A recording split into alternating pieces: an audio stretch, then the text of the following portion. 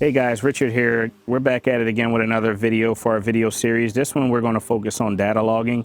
And I can't go over everything. We'll be talking for a long time if I do that. We're going to do just a very simple demonstration on how to watch a live logger and how to pull up a recorded data log and just some of the things you can do and see in those logs. So this will be a short video, just a short demonstration. You get in there and play around with yours and set it up how you want. I just want to give you guys a general idea. Right now, we just got the bike hooked up, ECU's live, and as you can see, I just started the live logger. And here's your data. Right now, we're looking at lambda, manifold pressure, RPM, and throttle position in the live logger. There's a real-time tab here that you can see all the sensors, all the voltages, everything that's going on in the ECU right now. There's a million different tabs. I'm closing some of them out as you see right now, but anything you want to see, you could just type it in the search bar. Right now I'm typing in battery voltage and it'll pull that up as the first option. You can also, down here at the bottom, you have a general tuning tab, idle, boost. I'm going to put battery voltage up down here as well, just showing you guys how it works. You're going to add a channel, put battery voltage, and as you see right down here in the right corner, you got battery voltage, fuel duty, primary, and whatever else you want to see. We're going to add a couple channels just to show you guys. I know people like to see air fuel instead of lambda, so I'll put that up on the live logger. Let's remove manifold pressure from here just to give a little bit of an easier log to look at. So right now we just got lambda, RPM, and throttle position. We're going to add a couple more things here. Ignition angle, and let's add fuel duty primary for your duty cycle, your primary injector. Put that up here, and this is a live logger, guys. You know, if you're ever sitting there in the pits and you want to play around with some things. Now, if you watch some of our previous videos, you'll see that the RPM was a little bit choppy. So I changed this to 2 samples as a filter for the RPM. These dirt bikes just kind of give a funny RPM signal because of the single cylinder. And if you put a little filter on there, the RPMs are pretty smooth.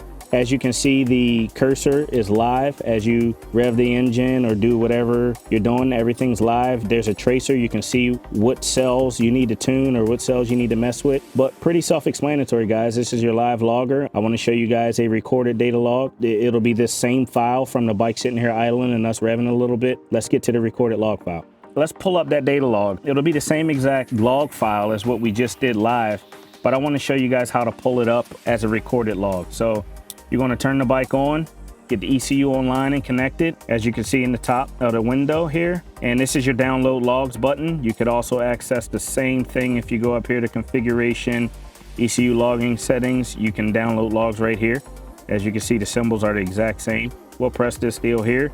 We're going to use the very top log. It'll be your very last log. If you're ever out riding and you come back and you shut it off a few times and start it up a few times, you can kind of use the size of the file and the length of the file to kind of determine which one is the log you want to pull up, or you can also just select multiple and pull them all up. We're just going to pull up the top one here for demonstration purposes. I got a little folder just for these video series. We're not even going to name it. This is where you name it, obviously. That's all self-explanatory. Save the log file. This is what it looks like when it's downloading, and when it's done, it'll pop up the last log. So here we are, guys. This is the log file of what we just did just now. So we got lambda up here, we got RPM, throttle position, lambda target, and ignition angle. So we'll scroll over here to some of the throttle action here, I guess we'll call it. And this is what a data log looks like. Right click here, and there's a bunch of different things you can do. You can set this logger up however you want to make it as user friendly for the tuner as you want. But you know, pretty self-explanatory. Just like the live logger, you want to select channels. We can add, again, we'll just do duty cycle here. Type in what you're looking for at the top in the search bar. We can also just add air fuel just for demonstration purposes.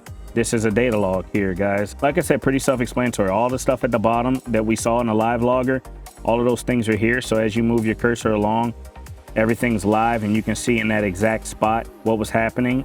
Another thing that's really cool is every tune-up that's attached to the data log is married to it. So if you're ever kind of out and about and riding and you make some tuning calls and you think you went the wrong way and you kind of want to just go back to something that you knew worked, you could always pull up the data log from when the bike ran great. Go here, load embedded tune file into mtune, click that. Whatever map file that was attached to that data log will be loaded into your bike at that point. You know, you could put notes with the tunes. There's so many different options here, guys. If you get in here and navigate around, you'll find a lot of things. And again, you can set this up to be as user-friendly as you'd like. So that's data logging, guys. This was really important to us. We wanted to bring a product to the dirt bike world that gave the user this kind of tunability, this kind of data, live and recorded. We thought that this would help people get a lot further along in finely tuning their motorcycles and being deliberate in your map changes instead of just kind of going off a feel, which you still have to have the feel in there as well. Just giving you guys some information to go off of. You can personalize this and set it up. The possibilities are endless. Stay tuned. We got a lot more coming, guys. That'll wrap up our short video series for now. Give us a call if you need anything.